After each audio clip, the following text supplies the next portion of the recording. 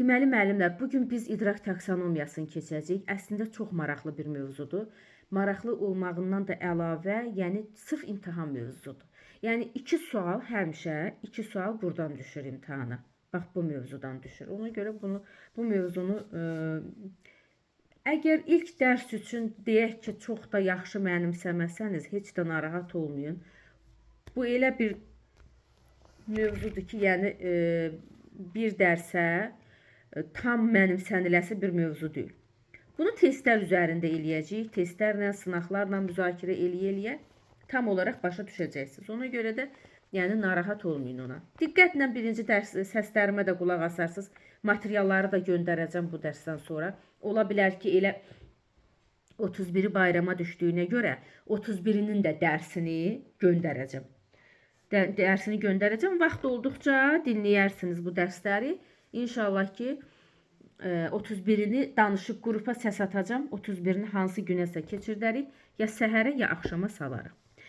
Keçək deməli mövzumuza müəllimlər. Bugün biz sizinlə idrak taksonomiyasını keçəcəyik. İdrak taksonomiyası 1956-cı ildə Benjamin Bloom tərəfindən kəşf olunmuşdu və 1990-cı ildə onun deməli şagirdləri Anderson və Kraslov onu dəyişmişdilər və deməli dəyişmiş və 2001-ci ildə yeni versiyasını təsdiqləmişdilər. İdrak taksonomiyası 6 mərhələdən ibarətdir. Ümumiyyətlə müəllimlər, taksonomiya nədir sualı? Bu il mənim müdavimlərimdən birinə müsahibədə o sual verilmişdi. Taksonomiya nədir deyəndə, taksonomiya sadədən mürəkkəbə, asandan çətinə doğru iyerarxiya şəklində düzülmüş mərhələlərdən ibarətdir. Və 6 mərhələsi var. Və əvvəlki mərhələsində mən sizin üçün səsləndirəcəm və sonradan onun şagirdləri Anderson və Kraslovun tətbiq etdiyi yeni mərhələni də deyəcəm. Əvvəlki mərhələdə də 6 mərhələ idi, sonraki mərhələdə də. Əvvəlki mərhələdə xatırlamağın yeni anlam bilik idi. Bilik, anlama, tətbiq, təhlil, sintez və dəyərləndirmə idi.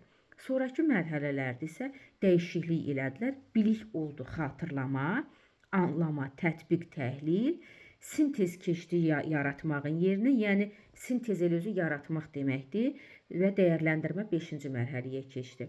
Oldu xatırlama, anlama, tətbiq, təhlil, dəyərləndirmə və yaratma olaraq mərhələlərə bölündü. Və əziz müəllimlər, idrak taksonomiyası 2 mərhələdən 2 yerə bölünür. ATS və YTS olaraq 2 hissəyə ayrılır. Nədir ATS? ATS odur ki, aşağı təfəkkür səviyyəsi, YTS yuxarı təfəkkür səviyyəsidir. Yəni ATS deməli xatırlama, anlama, tətbiq ATS-dir. Təhlil, dəyərləndirmə və yaratmaq isə YTS yuxarı təfəkkür səviyyəsidir. İndi biz bircə dəqiqə müəllimlər. İndi biz ayrı-ayrılıqda müəllimlər bu mərhələlərin içinə baxacağıq. Yəni burada hər mərhələ bizi nəyə etibar eləyir? Və hər mərhələnin mən sizə xüsusi açarlarını da deyəcəm. Səs yazmamda da onu deməli videoda da göndərəcəm. Səs yazmamda, materiallarda da göndərəcəm xüsusi olaraq. Bu deməli hansı mərhələlərin hansı deməli açar məqamları var və nəyə diqqət eləyəcəyik. İlk olaraq mən danışacağım sizə xatırlamaqdan müəllimlər. Xatırlamaq mərhələsi yaddaşa, hafizəyə dayanan bir məlumatları özündə əks etdirir. Yəni şagird əgər tərif deyirsə, şagird əgər düstur deyirsə, şagird əgər qayda deyir, teorem deyir, hazır anlayışı, xronoloji illəri deyirsə, bu xatırlama mərhələsidir. Yəni xatırlama mərhələsində şagird məsələn deyirəm ki, deyək ki, Zümrüd müəllimə dərsdə şagirdlərə mahnının bəstəkarının kim olduğunu soruşur. Zümrüd müəllimə şagirdlərdə hansı mərhələni yoxlayır? Bu suala cavab verən şagird hansı mərhələdədir? Biz deyəcəyik xatırlamadır. Və yaxud deyirəm ki, Xəyalə müəllimə şagirdlərdən tənliyin tərifini soruşur. Bu suala cavab verən şagird xatırlama mərhələsindədir. Azərbaycanın paytaxtı haradır? Bu suala cavab verən şagird xatırlama mərhələsindədir. Xatırlama mərhələsində əziz müəllimlər seçmək, müəyyənləşdirmək, tapmaq, adlandırmaq, yada salmaq, tərif demək, sadalamaq, sıralamaq, məsələn əlifbanı sırası ilə sadalayır və yaxud da ki sözləri əlifba sırası ilə sadalayır və yaxud da ki Newtonun qanunu Newtonun qanunu deyir və yaxud da ki filan düsturu düzbucaqlı paralelipipedin səthinin sahəsinin hesablanma düsturunu deyir və yaxud da ki nə isə yada salır demək, tərifini demək, məsələn hansısa bir düsturun tərifini demək, hansısa bir qaydanın tərifini demək. Bunlar hamısı xatırlama mərhələsidir, əziz müəllimlər. Müəyyənləşdir açar məqamı xatırlamada da var, anlamada. Mən də anlamada onu sizə daha geniş izah edəcəm. Nə zaman xatırlama olur, nə zaman anlama. Bax, bunlar xatırlama mərhələsinin açarlarıdır və xatırlamanı tapmaq asandır. Niyə? Çünki yaddaşa, hafizəyə əsaslanan bir məqamları verir. Yəni, hazır məhsulu deyirsə, hazır, yəni heç nəyi özü araşdırmır. Sadəcə özü yadına salır, əzbərlədiyi bir şey deyəcək. Bu olacaq xatırlama.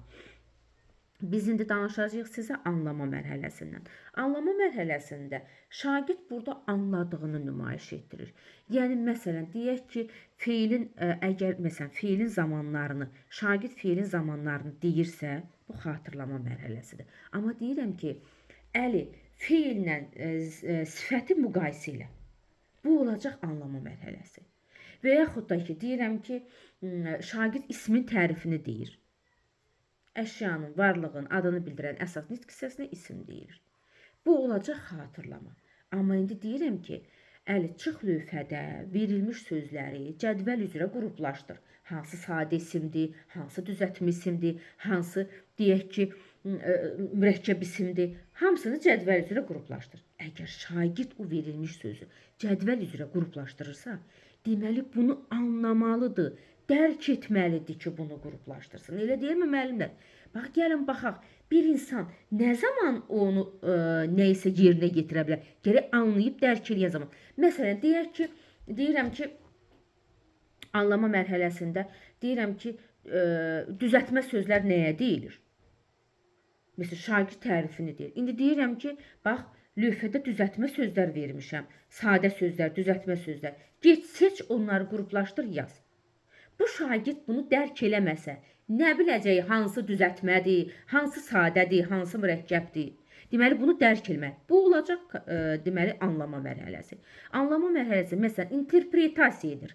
Bax, interpretasiyadır açar sözünü harada görsəniz anlamadır. Yəni, öz sözlərindən danışmaq, dəyişmək, onu elə bil ki, veriləni dəyişmək öz sözləri ilə demək. Və nəql etmək, izah etmək.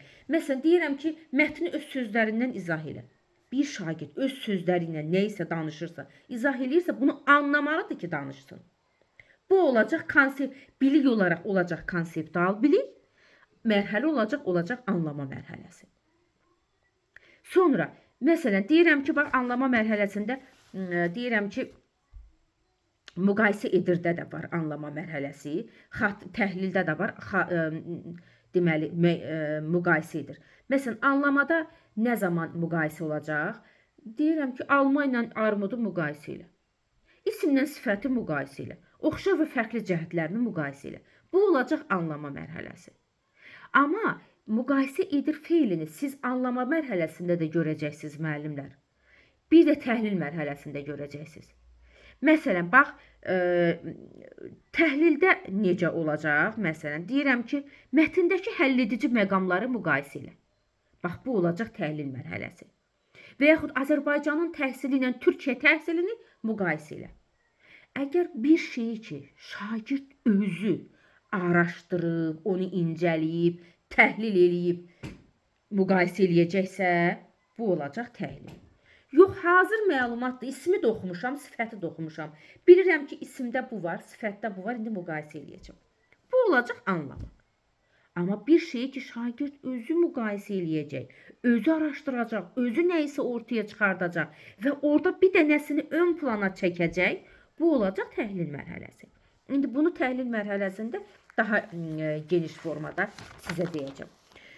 Və əziz müəllimlər, anlama mərhələsi ümumiyyətlə çox geniş bir mərhələdir. Yəni, bax, məsələn, anlama mərhələsində bir neçə nümunələr sizə göstərim.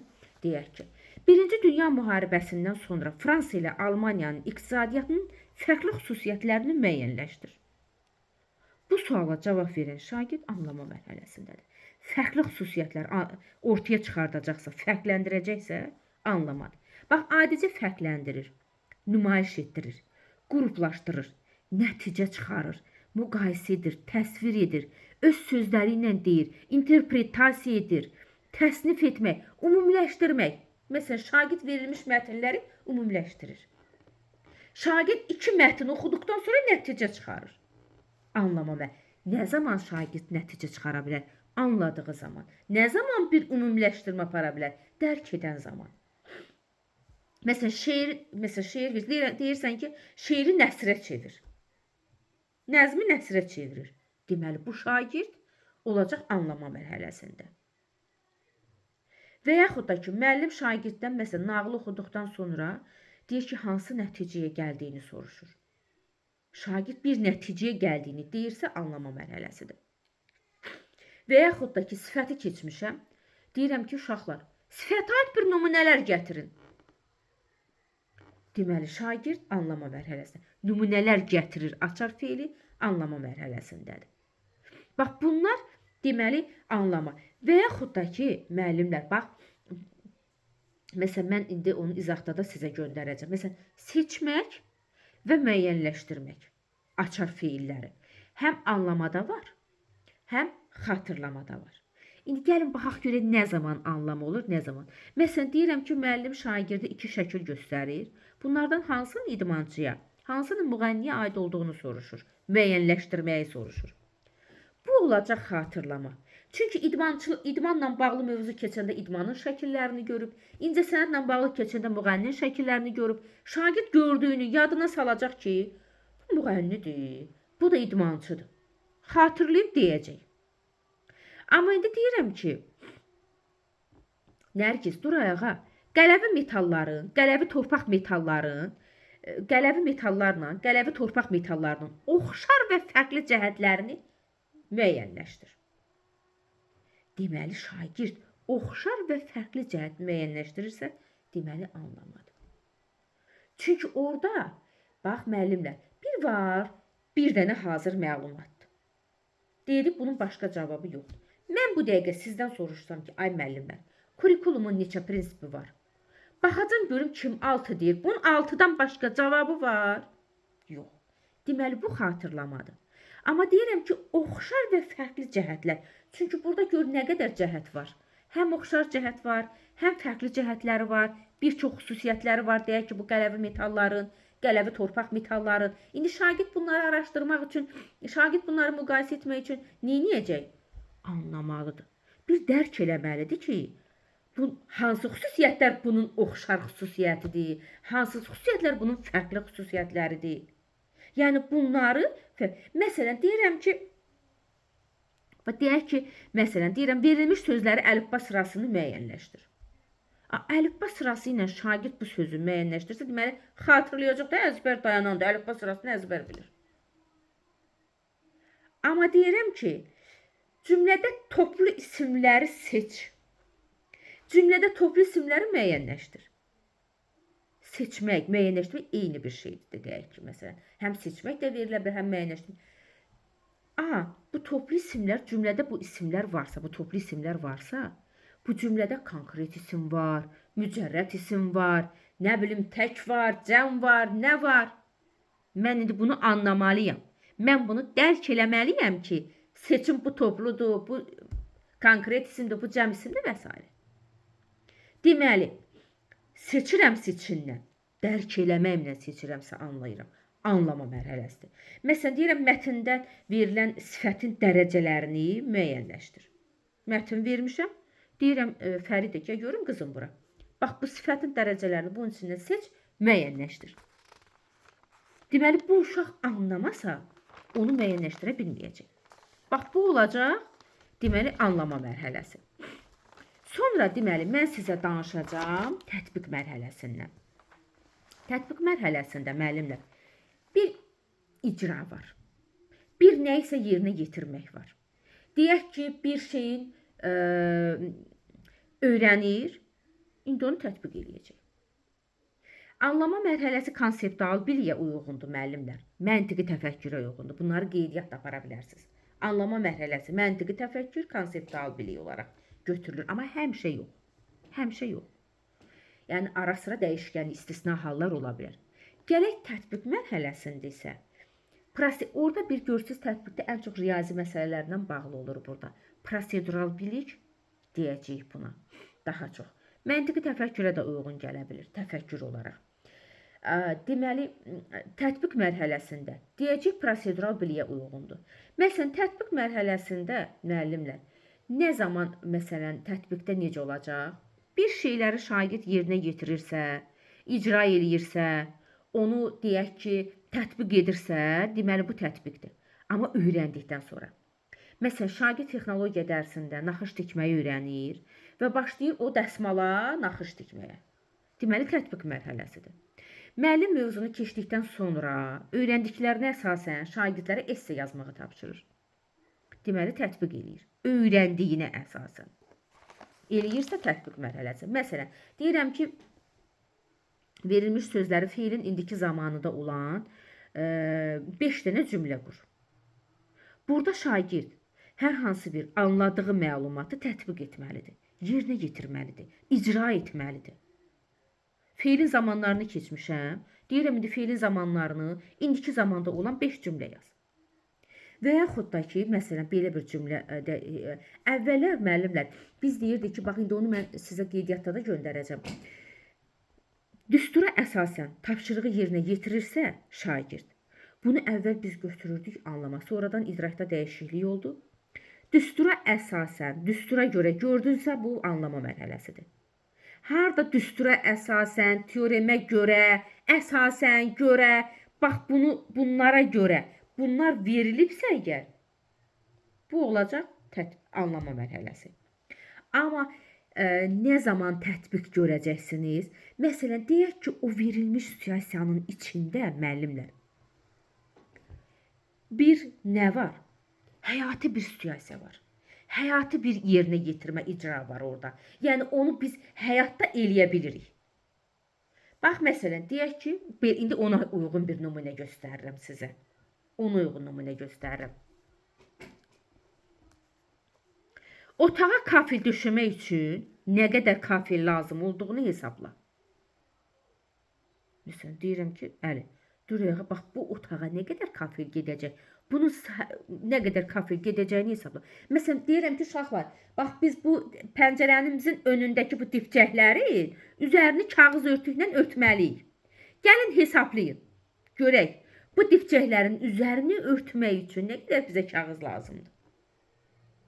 Şagird bunu əgər hesablayırsa, tətbiq mərhələsi. Niyə? Həyati bir situasiya var orada. Onu şagird eləyir. Və yaxud da ki, deyirəm ki, bax, şagird mətni səhnələşdirir. Mətni keçmişəm, indi deyirəm səhnələşdirin. Rollu oyun. Tətbiq mərhələsidir. Öyrəndikdən sonra edirsə o tətbiqdir. Bax, bir də layihə sözünü mən sizə ayrıca izah edeyim müəllimlər. Baxın, layihə sözü həm tətbiqdə var, həm yaratmaqda. İndi yaratmaqda da sizə yaratmağı da geniş danışacağım. Nə zaman tətbiqdir, nə zaman yaratmaqdır? Bax, yaratmaq sözü nədir? Yoxdan var eləmək, heç kimin etmədiyi etmək, orijinal bir məhsul ortaya çıxartmaq, alternativ bir yollardan istifadə etmək, hansısa bir yeni bir ideya, heç kimin vermədiyini etməkdir. Bu yaratmaqdır. Amma məsələn, tətbiqdə əgər hazır bir məhsuldan istifadə edib bir layihə hazırlayırsa, bu tətbiqdir. Yox, özü yoxdan bir layihə hazırlayıb, yoxdan bir nəyisə eləyirsə, bu yaratmaqdır. Bax, tətbiqdə layihə açar söz. Məsələn, ola bilər dərs müəllimə, layihə burada da var, orada da var. Yəni, bax, tətbiqdə layihə sözü budur. Məsələn, deyək ki, deyirəm ki, metaforanın mahiyyətini öyrəndikdən sonra şagird tapşırığı yerinə yetirir. Tətbiq eləyir də. Metaforanın mahiyyətini öyrətdin, indi çıxıb tətbiq edəcək. Məsələn, deyirəm ki, əli dur ayağa, keçmiş zamanda 5 dənə feildir. Tətbiqdir. Deyirəm ki, Nərgiz, gəl, yoldaşınla diyaloqu canlandır. tətbiq mərhələsidir. Məsələn, deyirəm ki, şagirdlər təbiətdə suyun dövranını öyrəndikdən sonra onun sxemini çəkməlidirlər. Tətbiq mərhələsidir. Və yaxud da ki, məsələn, deyirəm ki, Natiq, döşəməsi kvadrat olan otağa ən az nə qədər kafir işlənir? Hesabla. Yenə görürsünüz, həyati bir situasiya var. Bu olacaq tətbiq mərhələsi. Yəni, harada həyati bir situasiya görürsünüzsə, müəllimlər, bu olacaq tətbiq. Amma deyək ki, düstura əsasən bu nedir? Teoremə görə bu nedir? Əsasən görə bu feilləri, bu sözləri harada görsəniz, bilin ki, bu anlamaqdır. Tətbiq deyil. Sonra, deməli, tətbiq mərhələsindən sonra, məsələn, tətbiq mərhələsində də hansı açarlar deyəcəyik biz? İcra etmək var, yerinə yetirmək var, həyata keçir, nümayiş etdirmək, bunlar hamısı tətbiqdir, həll etmək, sonra istifadə etmək, cədvəl tərtib etmək, ondan sonra sınaqdan keçirtmək, təcrübədə, yəni bir şeyi nə zaman biz öyrənirik, onu sınaqdan keçirdə, təcrübədən keçirdə. Deməli, bu şagird öyrəndiyini gərək sınaqdan keçirdə ki, bunu tətbiq eləyə bilə, bir bunu icra eləyə, bir bunu yerinə yetirə. Bax, bunlar hamısı olacaq tətbiq mərhələsi, müəllimlər. Və bir də mən sizə indi növbəti mərhələdən danışacağım. Deməli, təhlil mərhələsindən danışacağım. Təhlil mərhələsində, əziz müəllimlər, deməli, burada nə var? Yəni, bir şeyləri araşdırma var, bir şeyləri incələmək var, analiz etmək var. Bu olacaq təhlil. Məsələn, bunu da yenə sizə deyək ki, nümunələrlə deyəcəm.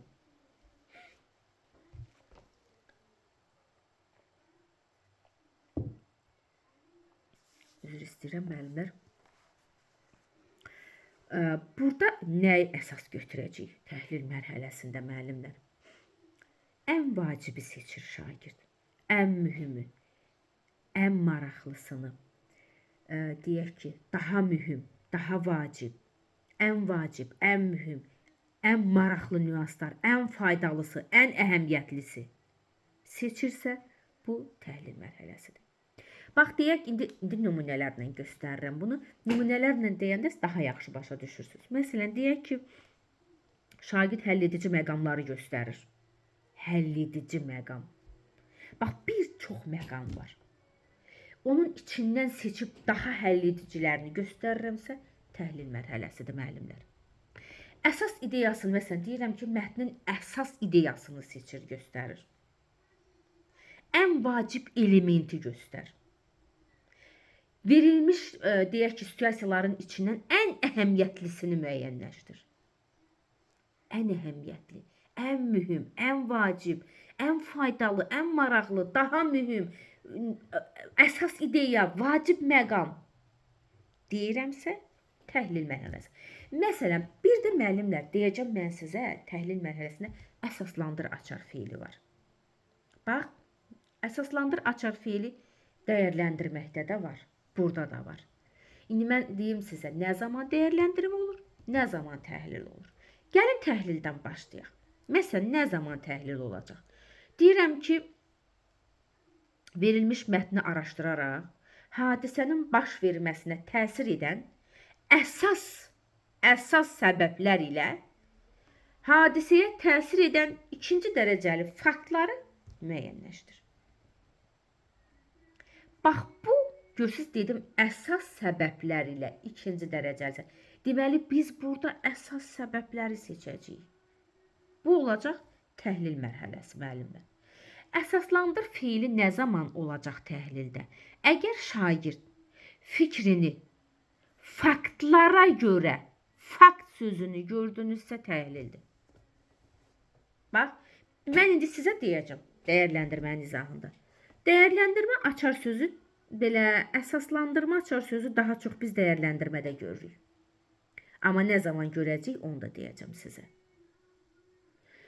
Şagird fakta görə fikrini əsaslandırırsa, bu dəyərləndirmə yox, təhlil mərhələsi olacaq, müəllimlər. Şagird müəllifin mövqeyini əsaslandırırsa, Yenə təhlil mərhələsidir. Öz mövqeyimi əsaslandırıramsa dəyərləndirmədir. Bax, bunları xırda-xırda bir qeyd kimi götürə bilərsiniz. Fakta görə əsaslandırma varsa təhlildir, öz fikrini əsaslandırırsa dəyərləndirmədir. Dəyərləndirmədən sizə deyəcəm onu. Məsələn, deyirəm ki, nağılın ən təsirli iki obrazını müəyyənləşdir. Olacaq təhlil. Niyə? Ən təsirli iki obrazı dedim. Hekayənin əsas ideyası nədir? Əsas. Ən çox ədatlarla da yadınızda saxlaya bilərsiniz. Ən, daha, deyək, ən mühüm, ən vacib, daha mühüm. Göstərilən heyvanlardan hansılar isti iqlimə uyğunlaşmağa daha yaxşı alışıb? Daha yaxşı. Yenə təhlildir. Və şagirdlər Cəlil Məmmədquluzadənin Ölülər əsərini öyrənərkən yazıçının dövrünün cəmiyyətinə münasibətini müəyyənləşdir. Deməli, mən burada neynədim? Yazıçının mövqeyini müəyyənləşdirdim. Və yazıçının mövqeyi, müəllifin mövqeyi varsa, təhlil mərhələsidir. Sonra deyirəm ki, verilən nəqliyyatlar içərisində daha mühüm hansıdır? Yenə təhlil mərhələsidir. Bax, bunlar, əziz müəllimlər, əsaslandırmanı dedik bir dəyərləndirmədə var, bir təhlildə var. Təhlildə nə zamandır?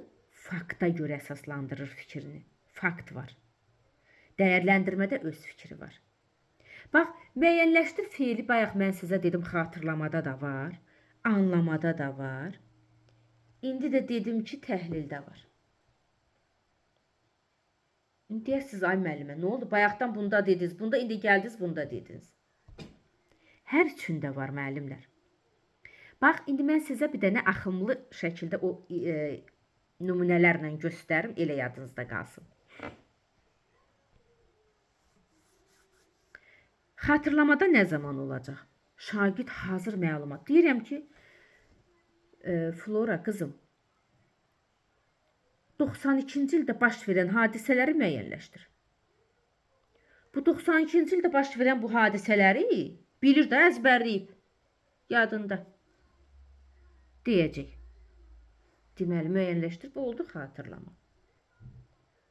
İndi deyirəm ki, Nuray, dur ayağa, qızım.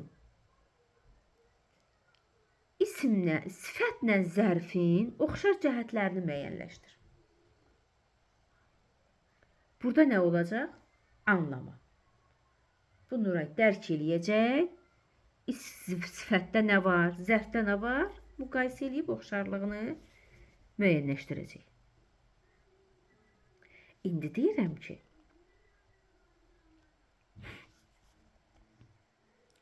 Əli, bu mətndə verilən məqamlardan ən vacibini müəyyənləşdir. Ən vacibini müəyyənləşdirirəmsə, olacaq təhlil mərhələsi. Müəllifin mövqeyini müəyyənləşdir. Olacaq təhlil mərhələsi. Və müəllimlər, indi növbəti mərhələ mən sizə danışacağım dəyərləndirmə mərhələsindən. Dəyərləndirmədə necədir? Dəyərləndirmədə, yəni şagird bir şeyi qiymətləndirirsə, bir şeyə dəyər verirsə, qiymət verirsə, deməli o dəyərləndirmədir. Təfəkkür olaraq tənqidi təfəkkürdür. Dəyərləndirmə mərhələsi tənqidi təfəkkürə aiddir. Dəyərləndirmə mərhələsində mən nümunələrlə göstərim sizin üçün daha anlaşılan olsun. Deyirəm ki, şagird əsəri oxuduqdan sonra əsərdəki obrazlara münasibətini bildirir. Bax, harada münasibət bildirir, gördüyünüz dəyərləndirmədir. Bax, başlıq yazın, dəyərləndirmə altından yazın, münasibət bildirir. Mühakimə yürüdür. Şagird baş vermiş hadisə ilə bağlı mühakimə yürüdür. Dəyərləndirmə müəllimlər ATS yox, YTS-dir. Bax, bayaqdan danışdıqlarımız anlama, xatırlama, tətbiq ATS-dir. İndi təhlil, dəyərləndirmə və yaratmaq YTS-dir. Yuxarı təfəkkür səviyyəsidir. Deyirəm ki, kütləvi peyvəndləmə hazırki pandemiyadan qurtulmağın çıxış yoludur. Bax, bu sualı cavab verən şagird dəyərləndirmə mərhələsindədir. Və yaxud da deyirəm ki, tarix dərsində müəllim şagirdlərə orta əsrlərdə düşmənlərinə qarşı mübarizə aparmaq üçün katolik kilsə tərəfindən yaradılan inkvizisiyanın həyata keçirdiyi tədbirləri nə dərəcədə düzgün və uğurlu hesab edirsiniz? Nə dərəcədə düzgün və uğurlu? Burada şagird nə edəcək? Öz fikrini deyəcək. Öz münasibətini irəli sürəcək. Dəyərləndirmə. Deyirəm ki, üzvü maddələr tükənərsə nə baş verər? Faydalı qazıntılar Azərbaycan iqtisadiyyatına necə təsir edir? Fikrini əsaslandır. Bax, müəllimlər, mənə sertifikasiyada da düşmüşdü bu. Amma mənə necə düşmüşdü? Məsələn, münasibət bildirir, bir də nümayiş etdirir açar feilləri ilə. Baxdım ki, situasiyanın içində hələ onda ilk idi bizə düşəndə. Yəni, indiyə qədər elə o formada verilmirdi. Bizi çaşdırmaq üçün. Yəni, bəlkə də onu çox güman, çox müəllim, məsələn, onu götürmüşdü, yanlış. Niyə? Deyək ki, iki mərhələnin açar feilini bir sualın içində qoymuşdu. Deyir ki, tam yadımda deyil, amma təxmini, yəni ona uyğun situasiya deyəcəm sizə. Deyir ki, şagird mətni oxuduqdan sonra fikirlərini ümumiləşdirib, mətnə münasibət bildirdi. Burada bax, ümumiləşdirmə də var, mətnə münasibət bildirmək də var. Ümumiləşdirmə harda dedik? Anlamada. Münasibət bildirmək dəyərləndirmədə. Məsələn, müəllim var, düşünür, mən hansını götürüm? Biz götürəcəyik dəyərləndirmə. Niyə? Niyə götürəcəyik? Baxın, müəllimlər. Bu anlama aşağı təfəkkür səviyyəsidir. Bu şagird xatırlama anlamaya gəlib. Buradan yuxarı gedir. Təhlili, tətbiqi, təhlili keçib, gəlib oturub dəyərləndirmədə. Daha mətnə münasibət bildirir. Bu mətni ümumiləşdirdi, anladı, başa düşdü. İndi başlayıb obrazlara münasibət bildirirsə, gəlib 5-ci mərhələdə oturub bu uşaq. Mən bu uşağı 5-ci mərhələdən götürüb niyə çırpım yerə aşağı təfəkkür səviyyəsinə? Və bu uşaq əziyyət çəkib qalxıb dəyərləndirmə mərhələsi yuxarı təfəkkürdə oturub. Onu anlamaya niyə salım mən? Deməli, buradan belə nəticə çıxardacaqsınız. Əgər şagird situasiyanın içində sizə verirsə ki, şagird mətni ümumiləşdirərək münasibət bildirir, götürəcək dəyərləndirmə.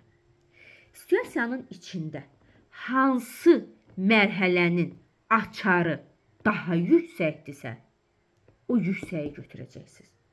Ola bilər ki, müəllimlər, o münasibət bildirmə ən çox müəllimlər sondakı feilə baxır.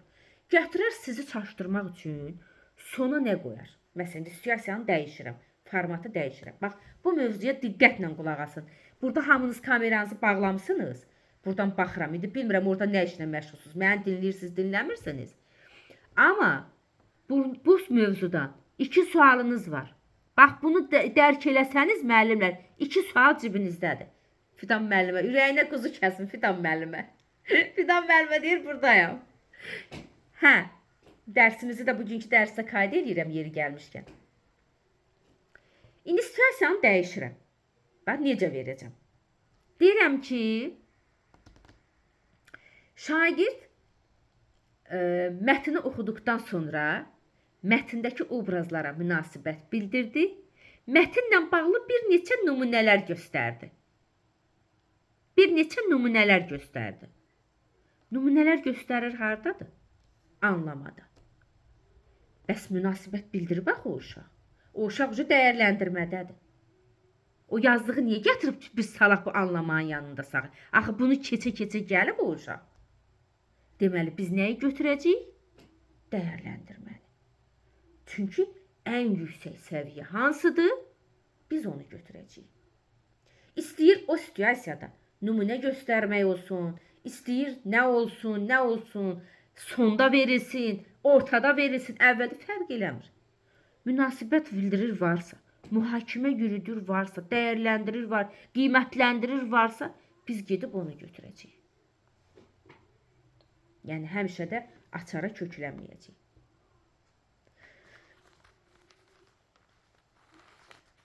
Və dəyərləndirmədə başqa nəyimiz qaldı?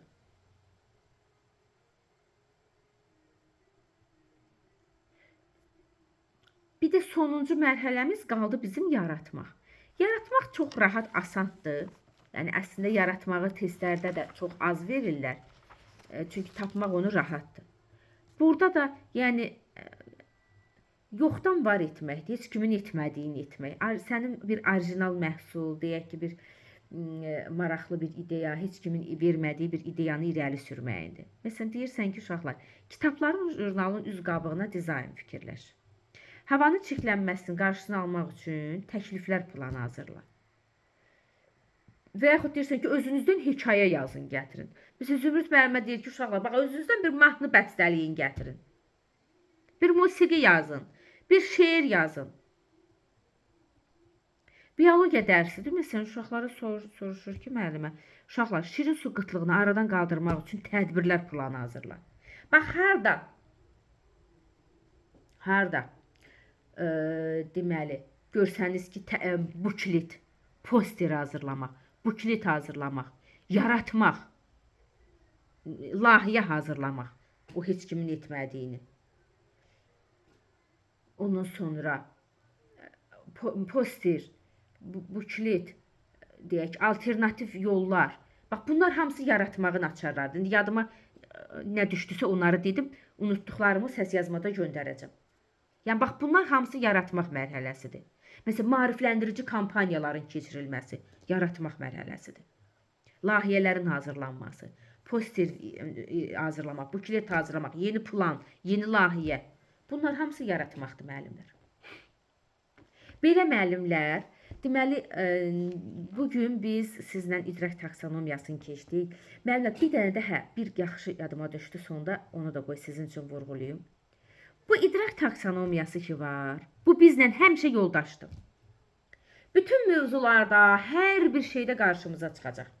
Müəllimin fasilitatorluğunu keçəcəyik, çıxacaq, diferensial yanaşmanı keçəcəyik, çıxacaq. Hər bir mövzuda planlaşma keçəcəyik, onda da çıxacaq. Niyə?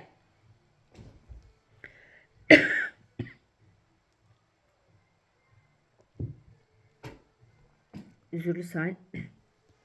Deməli, müəllimlər, bizə deyir ki, bax bu taksonomiya, müəllim, bütün tapşırıqlarını bu mövzuya uyğun, bu taksonomiyanın mərhələlərinə uyğun quracaqsan. Xatırlama, anlama, tətbiq, təhlil, bütün mərhələlərə uyğun sual və tapşırıqlar hazırlayacaqsan. Çünki sinifdə, baxın, müəllimlər, hamımızı, yəni heç bir sinifdə ola bilməz, deyək ki, bütün siniflərdə, bütün uşaqlar 4-cü səviyyəni 5 alan uşaqdır. Xeyr, belə bir şey yoxdur. Hər bir sinifdə. Zəif də var, orta da var, güclü də var. Və biz neyəcəyik? Biz sinifdə, məsələn, deyək ki, planlaşmamızda sual tapşırıqlar hazırlayırıq şagirdlər üçün. Biz orada xatırlamanın da uşağına sual hazırlayacağıq. Anlamağın da, tətbiqin də, təhlilin də. Çünki şagird var ki, deyək ki, şagird var ki, zəifdir. Obraza münasibət bildirir. Hər uşaq, gəlin baxaq görək, obraza münasibət bildirə bilir. Şagird var, xatırlamanı keçir, tətbiq, təhlil oradan o tərəfə gedə bilmir. Şagird var, dəyərləndirməyə kimi gedir. Bəs bu xatırlamağın uşağı elə bu yazıq qonaq kimi gəlib getməlidir. Bəs bu danışmalı deyil sinifdə. Danışmalıdır. Ona da əzbərə dayanan məlumatları ver. Dur ondan soruş isim nəyə deyilir? Qoy ismin tərifini desin. Anlamağın sualı çıxsın, isimləri lövhədə, cümlədə göstərsin. Təhlilin uşağı onları isimlə sifəti müqayisə eləsin. Dəyərləndirməyin uşağı ona uyğun münasibət bildirsin. Yaratmaq da getsin, mətn qursun, cümlə qursun, mətn qursun, mətndən isimləri seçsin. Gördünüz, bütün mərhələni nəzərə aldıq. Xatırlama əzbərə dayananı dedi, o birlər də ona uyğun tapşırıqlarını. Yəni müəllimlər, mütləq şəkildə biz planlaşmamızda idrak taksonomiyası mərhələlərinə uyğun qurmalıyıq. Harda görsəniz, məsələn, planlaşmada da deyəcək ki, biz təlim nəticələrimizi idrak taksonomiyanın feillərinə uyğun qururuq. Nədir onun feilləri? Həyata keçirir, nümayiş etdirir, yerinə yetirir, istifadə edir, fərqləndirir, səciyyələndirir, qruplaşdırır, o qədər icra edir, yerinə yetirir, təsvir edir, təsnif edir, ayırır, nəticə çıxarır, ümumiləşdirir, nümunə göstərir. Bunlar hamısı idrakın mərhələləridir. İdrakın mərhələlərinin feilləridir. Belə əziz müəllimlər, bax bu taksonomiyanı mükəmməl şəkildə öyrənin. Kitabda belə nümunələr yoxdur, hərəsi haqqında qısa-qısa deyək ki, məlumatlardır. Amma mənim səs yazmamı dinləyin, istəsəniz PDF-dən də, kitabdan da oxuyun. Və idrakla bağlı sizə PDF də göndərəcəm, videoda atacam, eləcə də səsli izahlar göndərəcəm. Telegrama bu axşam yükləyəcəm hamısını, oradan girib dinləyə bilərsiniz.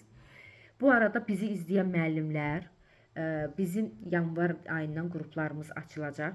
Yeni qruplarımıza qoşulmaq istəyən müəllimlər buyurub bizim YouTube üzərindən telefon nömrələrimizlə əlaqə saxlayıb dərslərimiz haqqında geniş məlumat ala bilərlər və yanvarın 9-undan inşallah biz ilk dərsə başlayacağıq. Əziz müəllimlər, belə müəllimlər, sağ olun, görüşənədək.